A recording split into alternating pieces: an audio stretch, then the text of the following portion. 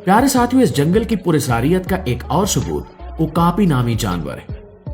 20वीं सदी के आगाज तक दुनिया समझती थी कि अफ्रीकी यूनिकॉर्न सिर्फ एक अफसाना है, लेकिन फिर 1901 में कांगो के जंगलों से ओकापी दरियाफ्त हुआ, जो आधा जेबरा और आधा जराफा लगता है।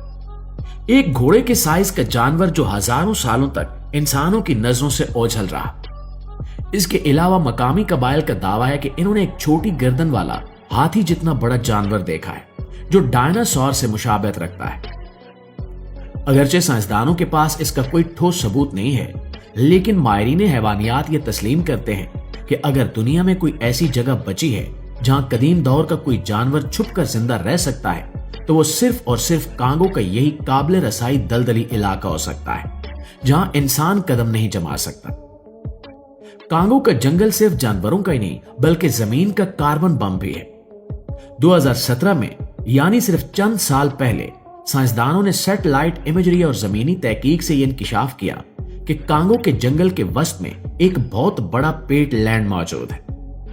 यह दलदली जमीन इंग्लैंड के रकबे से भी बड़ी है और इस दरियाफ्त ने पूरी दुनिया को हिलाकर रख दिया है।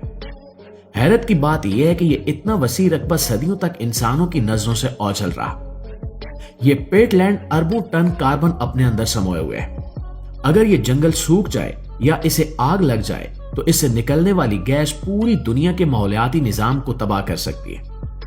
यह दरियाफ्त बताती है कि कांगो का जंगल सिर्फ एक हयातियाती अजूबा नहीं, बल्कि हमारी जमीन के मौसम को कंट्रोल करने वाला एक खुफिया और ताकतवर इंजन भी है। यहाँ के दरख्तों और दलदलों में ऐसी नामियाती केमिस्ट्री चल रही है जिसे अभी हम पूरी तरह समझ भी नहीं पाए। इस जंगल के बारे में एक और खौफनाक हकीकत यहाँ से जन्म लेने वाले वायरसेस है। एबोला वायरस, जिसने दुनिया को खौफ में मुब्तला कर दिया था, इसी जंगल के करीब दरियाए एबोला के किनारे से नमूदार हुआ। वायरोलॉजिस्ट का मानना है कि कांगो का जंगल वायरसेस का एक कुदरती रेजवायर है।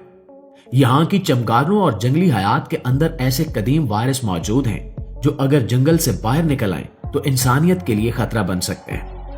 इस जंगल की गहराइयों में ऐसे माइक्रो ऑर्गेनिजम्स हैं जो करोड़ों सालों से अलग थलग इर्तिका पा रहे हैं। साइंसदानों के लिए यह जगह एक बायोलॉजिकल टाइम बम की तरह है और साथ ही साथ एक फार्मेसी भी, क्योंकि यहाँ ऐसे जहरीले पौधे भी हैं जो शायद कैंसर जैसी बीमारियों का इलाज छुपाए बैठे हैं। यहाँ एक खास दरख्त जिसे मकामी लोग कैंडिलिबेरिया कहते हैं, इसका जहर इतना तेज होता है कि इसका धुआं भी इंसान को अंधा कर सकता है, लेकिन मकामी तबीब इसे इंतहाई एहतियात के साथ इलाज के लिए इस्तेमाल करते हैं।